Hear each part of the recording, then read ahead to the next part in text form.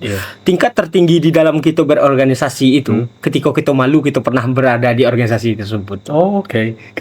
Itu kan, itu pendapat saya ya. Iya. Ada 10 orang nih. 9 orang penjahat, pencuri, Iya. 1 orang ustadz. Mana yang jahat? Yang satu, karena minoritas. Ustadznya yang jahat kan? Iya. Suara mahasiswa tetaplah menjadi suara rakyat yang seutuhnya. Tidak bisa itu tuh dimasuk-masukkan ke dalam praktis-praktis. Mahasiswa itu tugasnya menyampaikan, menjadi penyambung lidah dari penderitaan rakyat untuk ke atasnya. Itulah tugas mahasiswa. Jadi ada statement beberapa saya dengar, mahasiswa itu sudahlah sekarang tentukan warna kalian, katanya. Kalau kalian hobinya gini-gini, masuk partai ini. Mahasiswa anjing disuruh masuk partai. Kalau dia sudah masuk partai, berarti dia tidak akan mewakili lagi suara rakyat akhirnya. Iya. Welcome back to Nexiong.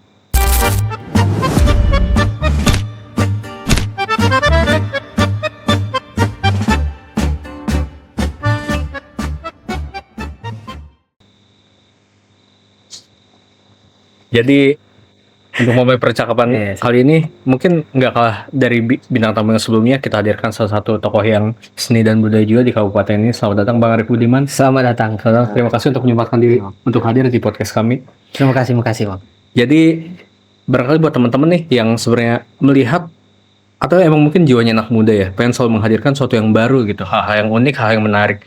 Tapi bintang tamu yang kali ini dia memutuskan untuk mempertahankan hal yang lama gitu, yaitu budaya. Ya barangkali buat teman-teman yang pengen kenal lebih akrab, di sini Bang Arif bakal langsung memperkenalkan dirinya. Silakan Bang Arif. Oke. Mulai dari nama Arif Budiman. Nama saya Arif Budiman. Apa lagi? Apa aja? Gitu. Latar belakang kesibukan sekarang. Latar belakang PNG. Nggak ada latar belakang kalau PNG ya. Apa itu Bang? Mungkin dijelaskan ke audiens nih. PNG format foto yang tidak ada latar belakang. Latar belakang saya PNG. Kosong. Peta-peta be. Aduh ketawa pula lagi dari audiens sebelah. Ya latar belakang paling organisasi kampus dengan setelah sudah dari kampus tamat kampus itu gabung dari masuk budaya sih lebih. Kalau masalah budaya organisasi itu dari awal sekolah dulu SMP SMA kebetulan saya pesantren itu sudah lekat dengan budaya.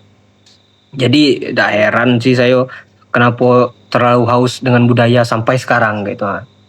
Meskipun sempat beberapa tahun melenceng di dunia perkuliahan dulu, hilang dari budaya-budaya, tapi akhirnya balik lagi. Gitu. Kalau boleh tahu dulu tersesat di sekte yang mana Bang? Oh sekte. Katanya tersesat kan? Kayak mana kalau dibilang tersesat tuh kayak ini ya. Jadi tersesat tuh boleh dibilang di sekte yang bintang 9 biru kuning gitu kan. Gitu kan. Tapi sejauh ini ya dibilang tersesat terlalu jauh dah, karena itu masih memberikan impact kan. Masih komunikasi dan beberapa pemikiran kita bisa terbuka dari sejak gabung dari situ. Tapi akhirnya kan tidak ada nyaman karena ada perbedaan pandangan. Ya akhirnya cari tempat lain kan, cari tongkrongan lain, ya balik lagi lah ke budaya akhirnya kan. Pokoknya saya kira abang ikut zamannya Habib Ja'far gitu, yang tersesat kan. Enggak ya? Enggak. Jadi dulu tuh waktu SMA kan sudah aktif di budaya. Tapi waktu itu SMA-nya kan pesantren saya itu di Sumatera Barat. Oh, oke. Pokoknya semuanya saya tuh suka dengan apapun itu budaya. Bukan karena saya dari Jambi, saya suka budaya Jambi, enggak. Tapi yang namanya budaya, semuanya secara general Indonesia itu budayanya. Karena kita setiap daerah itu kan punya budayanya dan semuanya saya suka. Gitu. Selagi itu budaya yang dari masyarakat dan kelompok orang Indonesia Itu saya suka. Dan saya mau mempelajarinya. Dan kebetulan saya orang Jambi, ya saya belajar budaya Jambi. Nah, waktu SMA dulu, waktu pesantren, itu saya di Sumatera Barat, di salah satu pesantren Sumatera Barat. Itu saya juga belajar di situ, belajarnya adat istiadat dan budayanya, budaya orang Sumatera Barat gitu. Jadi ya balik lagi, di mana bumi dipijak, situ langit dijunjung, di mana di mana temilang dicacak, situ tanam tumbuh. Nah itu. Kalau untuk budaya sendiri, sebenarnya apa sih yang paling menarik buat abang? Apakah nilainya, apakah orang-orangnya, apakah tradisinya, atau apa? Budaya itu seni dan budaya.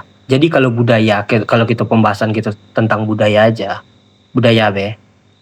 Maaf bang, aku nih agak payah dikit bahasa kota, jadi Ya, nggak campur-campur dikit lah kan. Nanti kita pakai Google Translate. Jadi kalau kan ada bahasanya kan, Iya. ada bahasa orang tuh seni budaya. Iya. Nah, pembahasan kita cukup di bidang budaya be. Oke. Kalau seni kan semuanya bisa. Iya. Gitar listrik, kalau kita mainkan lagu budaya, lagu daerah, jadi gitar tuh gitar yang instrumen seni budaya akhirnya kan. Iya. Nah, kita bahas budaya be. Kenapa saya sangat tertarik itu kan? Kenapa budaya itu kan? Tertarik dengan budaya karena budaya itu asal mula kita bisa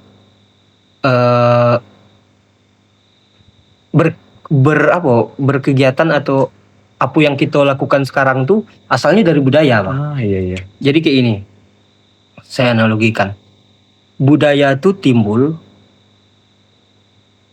budaya atau adat istiadat kira-kira sejak kapan adanya, Bang? Oke. Nah, gitu. Jadi ada bahasa dari orang Melayu. Adat budaya itu bila adanya sejak jalan setapak di tengah limbo. Nah, itu bahasanya. Jadi di mana kan awal mula peradaban, awal mula kelompok itu datang di suatu daerah, mulailah orang itu membentuk budaya orang itu tersendiri. Nah, kebetulan semua awal dari budaya itu adanya di perdesaan atau di dusun-dusunan tua dan jauh lah. Nah, itu. Kenapa saya suka dengan budaya? Karena semuanya kita nih pasti akhirnya diawali hidup tuh dari budaya dan dari desa. Kita tuh semuanya masa depan adalah masa lalu. Dan budaya itu kita adanya di masa lalu. Kenapa tidak kita korek lagi? Makanya saya tuh hobi ngorek-ngorek, hobi menggali lagi budaya yang lama yang udah tertinggal, sayang, jadi dikembalikan lagi. Gitu. Iya. Makanya saya senang dengan budaya itu. Ya karena budaya ada di masa lalu kan. Oke. Itu. Jadi kampung tidak kita ambil dan kita bawa lagi ke masa-masa sekarang. Iya. Sayang soalnya. Kalau di media ada yang bilang, Bang, katanya ini apa? Budaya Indonesia tuh bukan demokrasi tapi nepotisme. Pandangan abang gimana tuh? Budaya Indonesia Itu nepotisme bukan demokrasi. Gimana nih pandangan abang? Nah, kita sama dulu persepsi kita. Apa itu nepotisme dulu? Coba menurut abang. Kekeluargaan tuh, Bang. Keluargaan. Apa itu demokrasi? Demokrasi itu sistem pemilihan ini, merit. Jadi kan kayak gini kan, Bang. Kalau kita gali lagi sejarahnya, akarnya kan. Indonesia ini, Nusantara, terdiri dari kerajaan-kerajaan kecil, Bang. Oke. Semuanya itu kerajaan-kerajaan kecil. Tanah Nusantara nih. Kita nanti dulu berbicara bahasa Indonesia. Iya. Tapi Nusantara kan, Iya. tanahnya tanah Nusantara. Itu dari kerajaan-kerajaan kecil, mulai kerajaan Melayu, kerajaan apa segala macam, Buddha apa segala macam, kan ada kerajaan-kerajaan kecil. Bahkan datang penjajah ke Nusantara, itu semua penjajah itu berbentuk kerajaan. Oke. Tidak ada yang berbentuk negara. Iya. Iya kan? Tidak ada negara yang ngejajah Indonesia. Dan akhirnya kenapa kita menjadi negara? Dan kita menjadi negara juga tidak mutlak menjadi negara. Akhirnya kan nepotisme juga kan. Negara yang memakai sistem kerajaan akhirnya kan. Oke. Masa ya seperti misalnya bapak saya kepala sekolah, saya jadi bapak saya pensiun, saya jadi kepala sekolahnya kan bisa juga. Atau bapak saya presiden, bapak saya selesai, saya jadi presiden. Kan negara tapi yang memakai sistem nepotisme ujung-ujungnya kan. Ya kenapa kita memakai sistem nepotisme? Ya itulah ada tradisi yang kita jalankan dari dulu kan. Itu valid ya bang? Itu valid. Pandangan menurut keyakinan saya kan. Jadi buat teman-teman tulis di kolom komentar. Lah, siapa yang ngejajah gitu? Ya kita siapa bang? Siapa ya? Apa? Misalnya Belanda. Iya. Belanda kan apa? Ratu Belanda.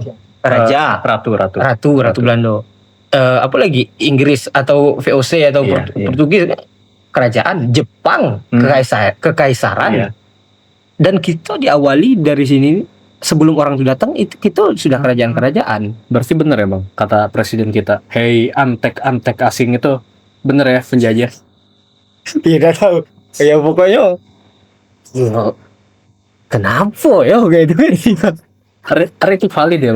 Yang nggak valid itu Valentine budaya kita itu nggak valid berarti ya? Kalau Valentine budaya kita sih ya, kita nepotisme ya. Oke. Lanjut bang, kita ngobrol santai kan. Jadi ini bang, sebenarnya ini yang mungkin jadi titik penasaran saya juga dan mungkin penonton juga, apa sih yang latar belakangnya di masa kecilnya abang kayak gimana sih? Oh kalau di masa kecil, apa ya, di masa kecil saya nih tidak terlalu bandel, tidak nakalnya. Oke, terus? Mungkin saya di SD itu dengar lagu Super Miss jadi agak ke kiri agak. Dari kecil. Saya dari SD, dari kecil udah jadi outsider berarti ya? Bukan outsider, tapi saya termasuk band. Kalau band pertama yang saya dengar itu Rhoma Irama, maksudnya format band yang saya kenal. Lagu ini keras punk. Itu SD itu. Super Miss pertama. Mungkin karena itu latar belakang saya agak nyalina mungkin kan, album Black Market Love apa segala macam itu kan. Waktu SD dengerin SID dan sekarang bicara di podcast SDP berarti ya bang. Berarti ya semua mengandung kata SD gitu. Itulah kan. Ya itulah kalau masa kecil tidak terlalu nakal. Terus ini Bang Arif, kira-kira apa sih yang ngebentuk abang seperti hari ini di masa kecil? Ada fondasi apa sih yang buat abang di masa berselangnya umur budaya itu nggak lekang sama diri abang dan abang tetap antusias buat mempelajarinya dan untuk mengembangkannya itu sendiri? Nah, mungkin karena saya terlalu dekat dengan budaya, makanya sampai sekarang saya itu masih menganggap budaya itu hal yang paling penting untuk dibangkitkan. Karena saya di awal dulu kan waktu SD kan masih tinggal di dusun. Saya tinggal di dusun.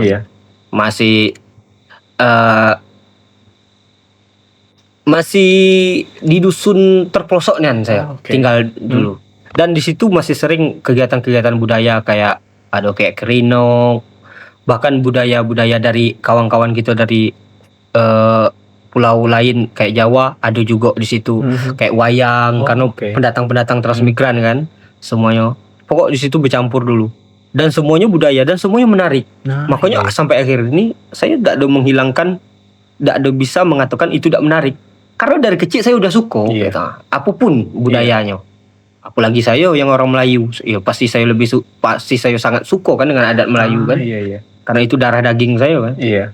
Berarti bukan karena didorong-dorong ya, tapi emang abang ditarik. Kalau budaya, kalau budaya bapak saya itu untuk budayanya, dia pengetahuan dia tentang budaya, memang dia apa kalau di nenek mama, tapi kayaknya dia tidak mempelajari secara formal untuk budaya-budayanya. Saya juga tidak formal. Saya kayak ini sistem belajar budaya saya itu, saya pergi ke dusun-dusun, duduk di warung kopi dia, dengarlah bapak-bapak ngoceh. Itulah yang keren. Dengar bapak-bapak ngoceh itu tidak perlu gitu. Ikut campur dengan obrolan bapak-bapak tuh, dengar bae. Di situ kita tahu kayak mana indahnya budaya di dusun tuh, kita tahu gitu. Dengar bae di warung-warung kopi dusun. Saya sistem saya kayak itu. Atau saya langsung berguru, pergi ke orang-orang yang paham adat, saya langsung bertanya. Itu sistemnya belajar. Jadi kalau untuk suku terhadap budaya itu ya memang bukan dorongan dari orang-orang. Di keluarga saya yang fokus belajar adat kayaknya cuma saya dewek. Gitu. Iya, tidak ada yang lain, tidak ada. Artinya emang kebentuknya minat sama seni dan budaya itu lewat abang sendiri ya? kayaknya budaya yang memanggil. Budaya yang memanggil. Kayak gini, kita nih sekarang ini kan di era modern dan mau tak mau diharuskan selalu melihat ke depan. Oke. Di era modern ini kita diwajibkan dan diharuskan mau tak mau kita harus lihat ke depan terus, mengikuti era modernisasi. Sedangkan semakin kita bergerak ke depan, semakin kita meninggalkan yang di belakang. Nah gitu.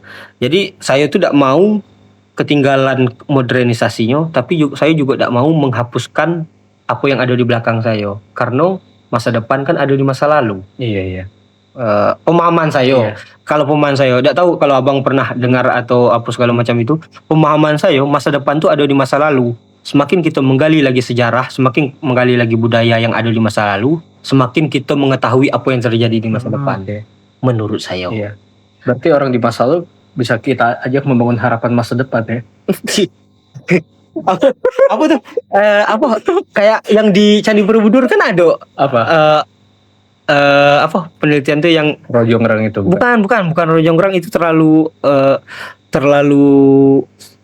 robotik. Nah, ada tuh kayak biola, ukiran biola, semua alat musik tuh. Itu ada di Candi Borobudur.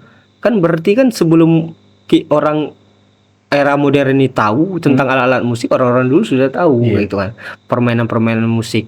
Kayak Candi Borobudur itu ada beberapa penelitian yang mengatakan beberapa tonggak di Candi Borobudur tuh itu untuk memancarkan sinyal. Iya, masa depan ada di masa lalu tuh selama yang saya pelajari kayaknya memang nyata. Gitu. Apa orang teknologi yang kita bilang sekarang itu kayaknya di masa lalu orang sudah mempelajari itu. Ada yang baterai apa tuh kan? Iya. Baterai yang kayak kendi itu. Iya. Nah, iya, sebelum kita ketemu baterai, boleh sebut merek AA, alkalin, apa bajingan itu kan. Orang situ lah baterai. Berarti tinggal pengembangan yang ada di masa sekarang. Modernisasi ini itu bukan penciptaan baru, tapi pengembangan. Iya. Gitu. Sedangkan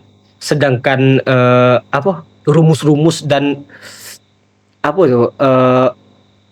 pakam-pakamnya sudah ada di belakang. Gitu. Kayak baterai harusnya ini ada kandungan ini dari dulu misalnya. Sekarang dikembangkan lagi, ada ini lagi. Jadi baterai bisa lebih besar atau lebih kecil. Gitu. Pengembangan ya semua kan. Bukan pembaharuan, bukan penciptaan baru. Kalau pesan buat teman kita yang gagal maju ke masa depan karena terlalu ingat masa lalu, namanya Armagusta, itu gimana, Bang? Anjay, Armagusta. Kawan kita itu tuh kasihan gitu. Asik nak luko BKW kan.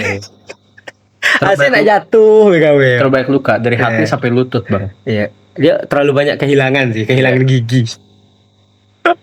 Dia terlalu banyak kehilangan gigi. Gitu. Dia apa, Bang, pesannya buat Arma yang udah terlalu sering kehilangan? Dia tuh untuk Gusta, ingat, pujangga itu juga butuh cinta. Itu pesannya. Gitu aja. Ya, mudah-mudahan kalau Arma mendengar podcast ini bisa meresapi ke dalam hati ya. Pujangga itu juga butuh cinta. Semoga pancaran dan resonansinya terasa langsung ke hati Armagusta ya, Bang. Dan balik lagi kita bicara soal budaya. Karena ini, Bang, dari info yang saya dapat kalau Abang juga menjadi penggerak dan inisiator dari beberapa komunitas budaya. Ada GESKA kalau nggak salah. Oh iya, GESKA. Ada juga rumah tua gitu. Rumah kebudayaan Dusun Tua. Oh iya, rumah kebudayaan Dusun Tua. Apa yang latar belakangnya, Bang, untuk membentuk gerakan-gerakan dan komunitas ini, Bang? Nah, jadi gini. Ini seru. Iya. Terus jadi kayak gini. GESKA tuh hadir, kebetulan saya ketua pertamanya dan saya pendirinya. Gitu kan. GESKA tuh di base-nya di UIN Sultan Taha Saifuddin Jambi. Itu karena sebelumnya saya GESKA tuh lahir tanggal 6 bulan 6 tahun 2006. 2016. Oh iya, oke. Jadi kebetulan 666 anjing. Berarti udah kayak sekte penyembah Lucifer. Dulu sekte. GESKA itu dulu sekte itu tuh. Sekte anak-anak seni kan. Saya bilang. Jadi GESKA tuh hadir di saya semester 8 dan resminya diangkat saya jadi ketua pertama kan proses-proses administratif di kampus kan. Iya. Itu kan diakui sebagai komunitas yang legal di kampus itu saya di semester 10 dan semester 10 saya jadi ketua pertama yo. Kalau tidak salah, saya lupa juga nih kayak saya. Jadi GSK itu di semester hadirnya kan di semester tua saya. Iya. Nah, dulu itu saya sebelum itu saya aktif di organisasi Biru Kuning. Oh, oke. PMI. Iya. Kebetulan nih, Iwan juga PMI. Kebetulan Iwan juga PMI kan. Iya. Hanya kenapa sih keluarga ini PMI semua? Besar Ringki juga. Jadi kebetulan saya di PMI. Iya. Nah, jadi semester 1 saya aktif Mapaba, semester 2 saya Mapaba. Saya di PMI itu boleh dibilang saking waktu itu kan kan kita baru pertama masuk kuliah kan masih setelan oke lah semuanya kan. Iya. Pokoknya semua organisasi demo itu akan aku jajahi semuanya gitu kan. Masuk PMI semester 1. Saya di dalam PMI itu dari semester 1 sampai semester 8 itu saya aktifnya. Iya. Jadi di PMI itu saya 4 kali Mapaba, 2 kali PKD, 1 kali PKL. Oke. Apa yang dicari, Bang? Ya ilmunya. Oh, oke. Ilmu. Saya mengakui kalau PMI itu ada ilmunya. Iya. Ada yang harus ada yang saya dapat di PMI itu. Iya. Kalau Yasin HMI.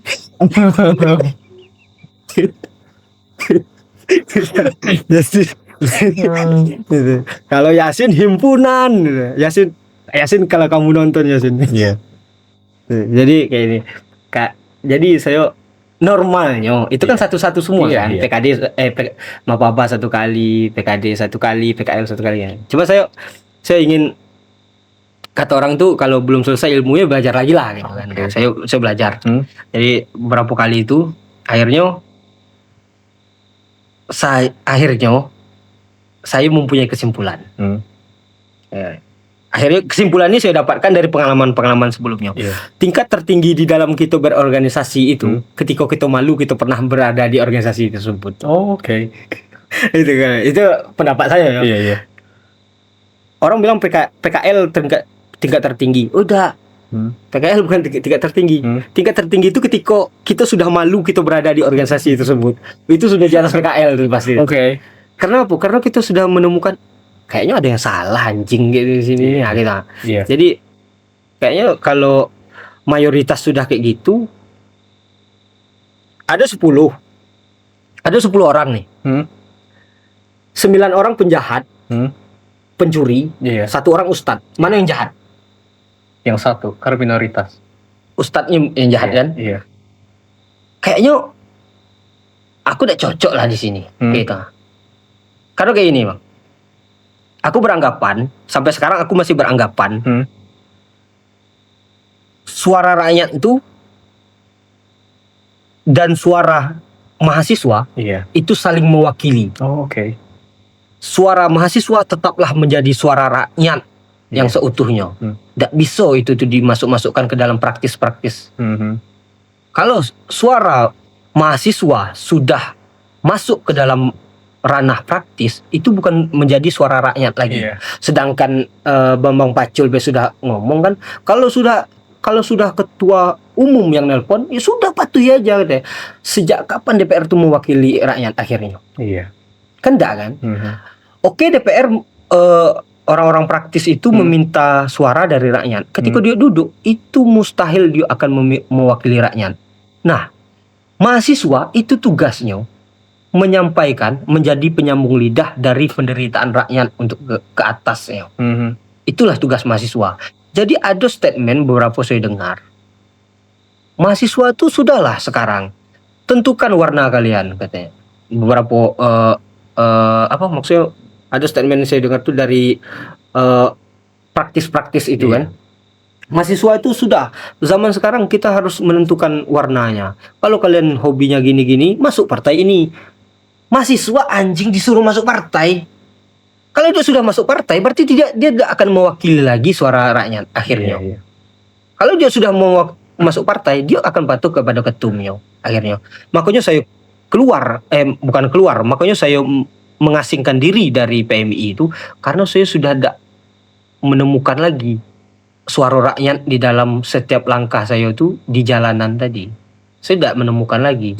Ketika ada kampanye, anak-anak gabung semua di sekre kampanye. Ada hal-hal praktis, politik praktis, dia gabung semuanya.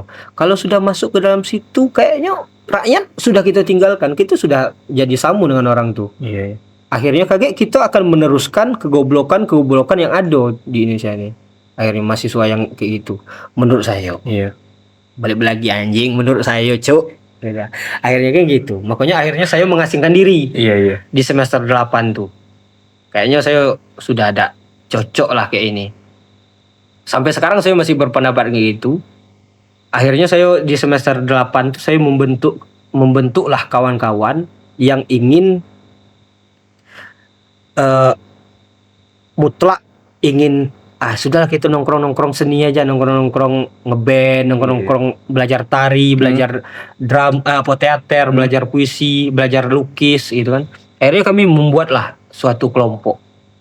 Karena basis kami ada pendiri GESKA itu ada 4 orang. Saya yang paling semester akhir.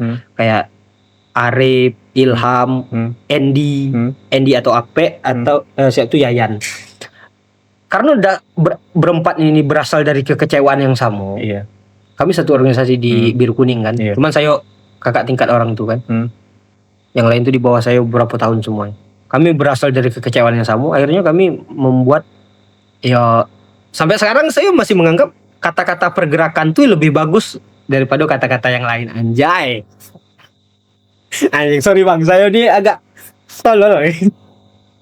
Artinya bisa dibilang abang nih adalah Prabowo-nya buat GESKA ya bang? Lebih tepatnya apa ya dengan Prabowo? Kayaknya kalau Prabowo tentu saya harus cari cowok lain untuk mendampingi saya. Cari ladang sawit juga. Untuk dikatakan itu juga pohon kayak bang.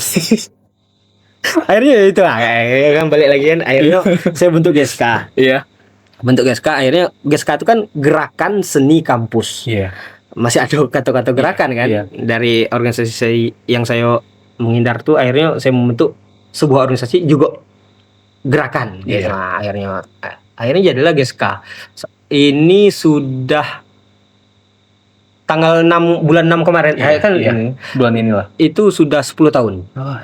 Sudah 10 tahun lah, 2016 soalnya kan. Udah 10 tahun. Berarti waktu abang ambil podium nih. Buat bicara. Misalkan nyanyi. Cuma anak di desa nggak pakai dolar bisa loh.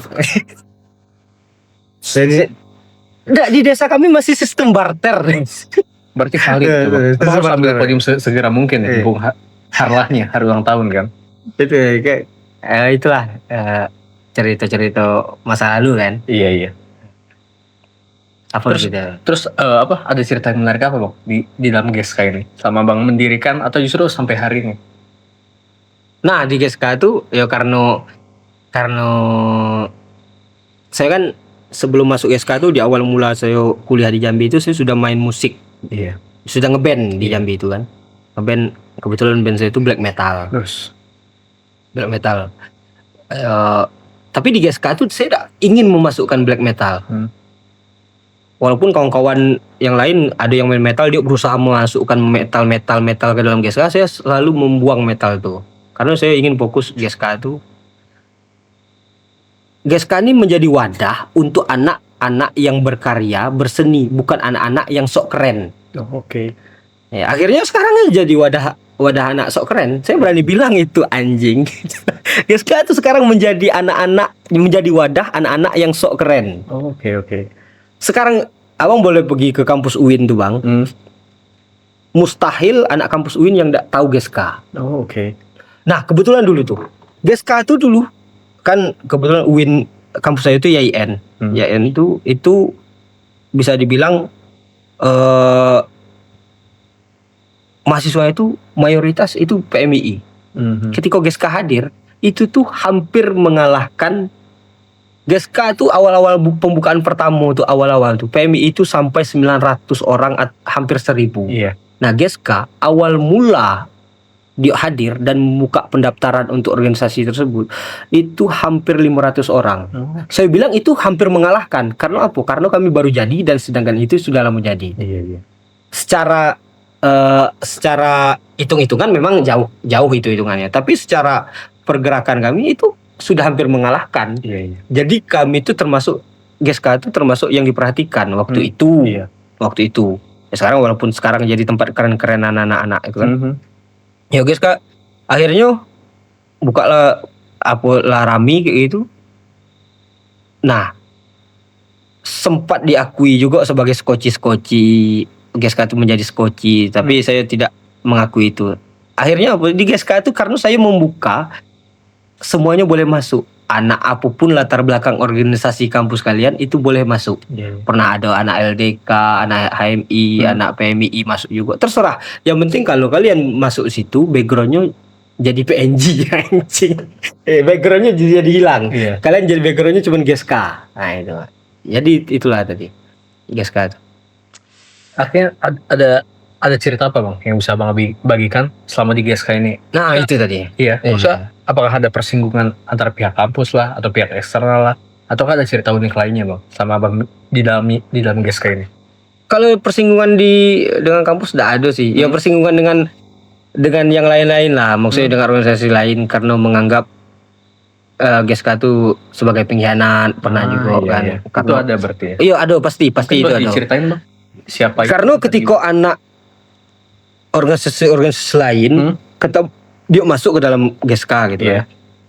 Kebanyakan anak-anak tuh lupa dengan organisasi latar belakang dia yang sebelum tuh. Karena dia udah terlalu asik di GESKA.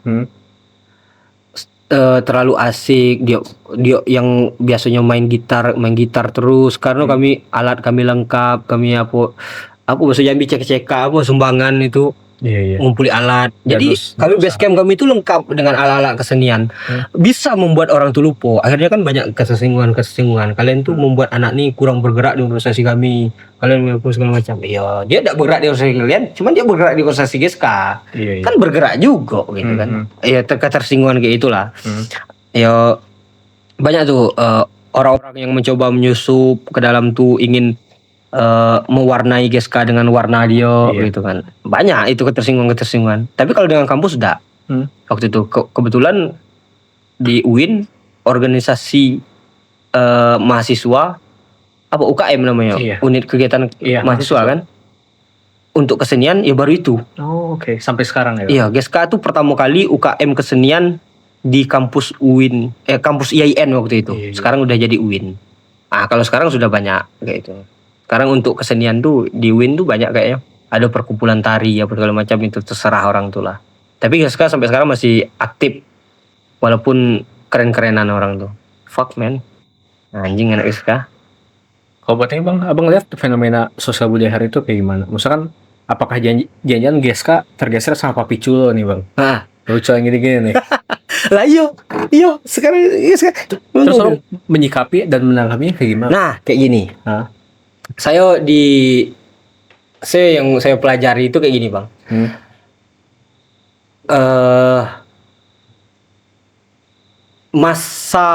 Masa kita di dalam organisasi itu kita berhak mengatur ketika kita masih ada dalam organisasi tersebut. Maksudnya kalau saya masih ketua GESKA, ya saya berhak menentukan arah GESKA. Tapi ketika saya tidak ada jadi ketua GESKA lagi, saya haram hukumnya untuk intervensi apapun. Memilih ketua atau apa segala macam. Saya tidak akan ikut campur. Itu kebiasaan saya. Saya tidak akan ikut campur, saya tidak akan intervensi ketika saya sudah ada di dalam organisasi itu lagi. Ya kalau kita sudah apa bahasanya? Kalau kita sudah tidak menjabat jadi ketua lagi, ngapa kita intervensi ketua-ketua yang baru gitu kan? Terserah dia. Setiap ketua punya jalannya masing-masing. Meskipun saya mengatakan ya tolol baik, cuman itu kan sebatas saya baik. Kau nak melanjutkan ketololan kau itu hak kau gitu. Kalau ketika saya jadi ketua GESKA itu arahnya arah saya. Pasti arah keinginan saya. Ketika setelah saya itu ada yang menjadi ketua GESKA, ya arah dia. Saya tidak akan intervensi kecuali orang itu bertanya, "Bang, ini kayak mana sih?" Saya akan jawab. Tapi hak untuk melakukan itu terserah dia. Nah, itu yang tidak saya setuju dengan organisasi-organisasi yang pernah saya masuk itu. ketika dia ketua nih, ketika dia sudah tidak menjabat lagi, untuk memilih ketua baru tuh, itu kalau ada adik-adikan dia, kalau ada tuh siapapun dia apa segala macam, dia pasti turun tangan untuk memilih itu juga. Iya, Padahal sudah, ya kalau kau sudah tidak jadi ketua lagi, kau ikut intervensi untuk ketua baru, ya ketua baru itu kau juga akhirnya kan, ya memakai pikiran dia juga kan. Iya. Jadi tidak mengembangkan organisasi tersebut. Berarti abang sekarang harus marahin nih orang-orang yang kayak gitu di organisasi bang. Siapa? Coba tunjuk ke kamera bang. Siapa? Wah, pres. Siapa pun mau ngasih intervensi organisasi kampus bang. Oh gitu ya. Alumni yang nggak donatur tapi ngatur. Ha. Tapi pernah ketemu dah Sering, kasus kayak itu kan? Banyak bang. Dia ketua nih, Iya. oke dia mengatur organisasi Iya. gitu kan? Oke, pernah tugas dia kan, sudah selesai dia jadi ketua. Untuk pemilihan apa namanya? Untuk pemilihan ketua baru tuh, dia hadir di rapat itu Iya. dan dia ikut Ikut campur. intervensi orang-orang itu. Iya. Pilih ini anjing, itu pilih ini gitu ya. Bilang ke kamera bang. Pak. Gitu aja. Ya, saya tidak suka dengan budaya intervensi kayak itu, saya tidak suka nih. Ah iya. Ya, setiap orang punya pemikirannya masing-masing. Kalau saya masih menekankan pemikiran saya di orang setelah saya yang memimpin tuh, ya sampai itu saya juga yang memimpin akhirnya. Ya ngapain saya selesai kan? Mending saya masih memimpin baik. Itulah. Kalau misalnya nih bang, kayak finish line abang, kira-kira bang Arif ini pengen dikenal sebagai siapa? Apa? Pengen dikenal sebagai apa? Karena abang ini pasti kan multi identitas, abang seniman juga, abang ngajar juga, abang budayawan juga. Tapi bang Arif ini pengen dikenalnya sebagai siapa sih? Soundman anjing. Ada. Arif, kalau aku pengen dikenal anjing. Aku pengen dikenal ke mana ya? Hah? Aku lebih ke budaya sih. Budaya. Lebih ke budaya. Berarti. Iya budaya. Temennya Walaupun Cak aku sudah ngeband dari dulu apa segala Iya. macam, aku pengen dikenal sebagai budayawan, men. Iya, temennya Cak Nun tapi musuhnya Budiman Sujatmiko ya. Ah. Walaupun namanya ada Budimannya. Oh, Budiman. Tapi dengan doa sih orang tua, semoga doa orang tua saya tidak sama dengan doa Budiman Sujatmiko. Oh gitu. Gitu. Budiman Sujatmiko ya kita sudah tahu ya jadi apa. Semoga saya tidak akan jadi orang-orang seperti itu di kelak kemudian hari. Iya. Amin. Terus kalau saya pandangan abang soal budaya dan ke depan, terutama teman-teman kan banyak generasi muda nih, Gen Z atau Gen Alpha atau Gen Beta nih juga yang nonton. Kira-kira pesan abang buat seni dan budaya itu ke depan kayak gimana bang? Untuk anak-anaknya kan, untuk orang pelaku, untuk orang-orangnya kan. Iya, gitu baik kan. itu Gen Z atau Gen Z yang udah punya anak, anaknya dikasih HP kan nonton nih. Iya. Kalau yang mobil ternyata yang muncul Bang Arif nih. Nah, pesan-pesannya bang, sampaikan ke kamera. Ya pesan-pesannya kayak ini ya. Kita boleh menganggap budaya itu usang, tapi kalian harus sadar budaya itulah yang menentukan sikap kalian hari ini. Budaya itu untuk melihat masa depan kita harus melihat ke belakang juga, melihat budayanya. Nah itulah. Jadi budaya itu jangan sampai ditinggalkan karena itu termasuk barang penting yang harus kita ambil dari masa lalu dan kita bawa ke masa depan. Fuck man, kok bijak anjing. Kayak sumpah aku gak pernah ngomong kayak gini anjing. Kosong. Terus harapannya buat generasi muda nih bang, terkait seni dan budaya di tengah era orang kosmopolitan nih, yang justru tuh menghilangkan nilai budaya kan. Pesan abang buat generasi muda tuh apa? Nah, ini terjadi nih. Apa kayak gini? Orang kebanyakan menganggap budaya itu usah. Itu saya ulang lagi. Orang menganggap budaya. Padahal tidak. Budaya itu bisa kita compare dengan apapun yang kita terjadi zaman sekarang. Ya kayak ini berbeda pendapat di orang-orang tua. Ada yang orang-orang tua menganggap budaya itu pakamnya itu. Nah, ada sebagian orang tua yang menganggap budaya ini harus dikembangkan dan mengikuti era yang terjadi sekarang. Kayak anak-anak sekarang kan banyak tuh yang kreasi-kreasi baju adat tapi sudah dimasukkan dengan nuansa-nuansa yang modern gitu kan, kayak batik apa segala macam. Itu tidak masalah bagi saya. Nah, itu termasuk orang yang ingin mengembangkan adat bagi saya. Nah, maksud saya itu anak-anak itu jangan menganggap budaya itu usang, jangan menganggap budaya itu tuh pakamnya di situlah gitu. Tapi coba tarik budaya, kita kembangkan, kita pelajari dan kita improvisasi. Tidak masalah bagi saya. Asal jangan merubah nilainya. Nilainya itu jangan dirubah.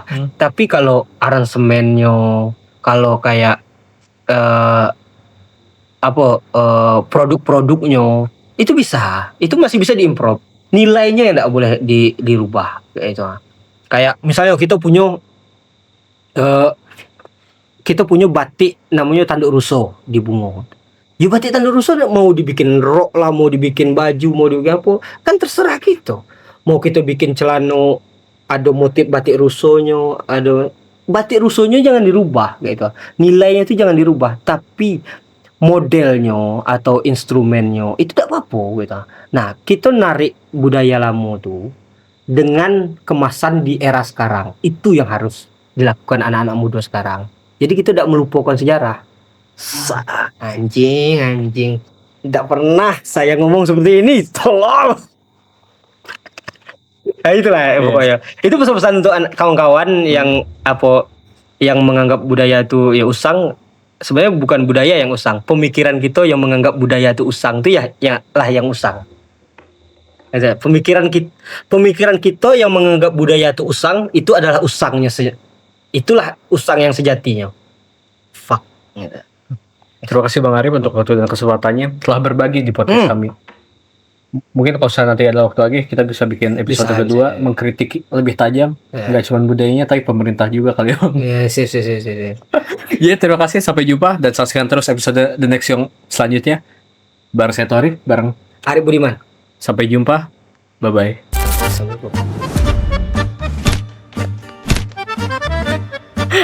Kosong. Foto.